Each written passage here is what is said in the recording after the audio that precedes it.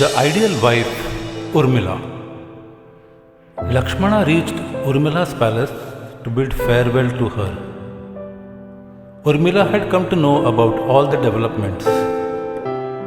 As soon as Lakshmana came, she said to him, "I am fully ready to accompany you.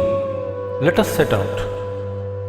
Lakshmana asked her, "Urmila, what are you referring to?" "Why, accompanying you to the forest, of course," replied Urmila. Lakshmana said, "You will not be able to cope with the hardships there. You must stay back in Ayodhya. Sita and I are of the same blood. Do you think that I shall not be able to cope with the dangers and discomforts in the forest, which Sita would be able to do? I am also made up of such stern stuff. I too can stand up smilingly to the tough conditions of the forest. Hence, I am also coming with you into exile." Lakshmana was quiet when he listened to this very self-confident resolve of Urmila. After a while he said, "Urmila, everybody including myself is aware of your strength. I know your mind and devotion to me, but listen, I have on my own undertaken the duty of serving Sri Ram and Janki all the time during this exile. This being the case, I will not be able to look after you. My attention and dedication towards both may suffer. Also, it is your duty to help me in my duty.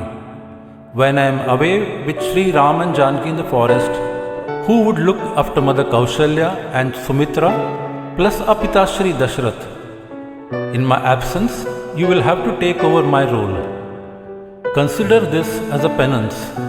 I shall be doing it in the forest, while you do likewise in the palace, and we will definitely be rewarded after 14 years. After hearing this, Urmila had no argument to counter. Her husband's wish was a command to be obeyed without question. She touched Lakshmana's feet with deep respect. Lesson to ponder. Two wives of two outstandingly towering personalities. Both were of firm determination, unwavering nature, and tremendous self-control. One was silent in her tolerance, the other was sparkling in her dominance. Those men are able to achieve laurels whose wives know them, understand them, and are completely with them. We know of some great personalities: Lokmanya Bal Gangadhar Tilak, Swatantraveer Savarkar, Maharshi Karve, and many others.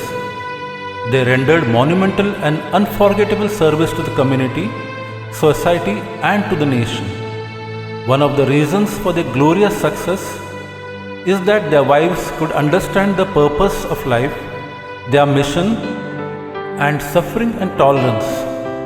Their wives remained anonymous, never came to the forefront with any mention, while quietly suffering, tolerating smilingly the trials that befell them, and yet remained firm behind their husbands for their cause throughout their lives. From where did they derive this mental strength and determination? The answer lies in the examples set by Sita and Urmila and their shining character. Rajmata Jijabai even stayed away from Shahaji Raje to mold Chhatrapati Shivaji's personality. Living her second exile, Sita single-handedly brought up Love and Kush, who distinguished them in all facets. The Ramayana has provided and continues to provide direction and guidelines for values, noble character, and all traits that can help one to become great. The Ramayana therefore stands out as a pillar of guidance for immemorial human existence.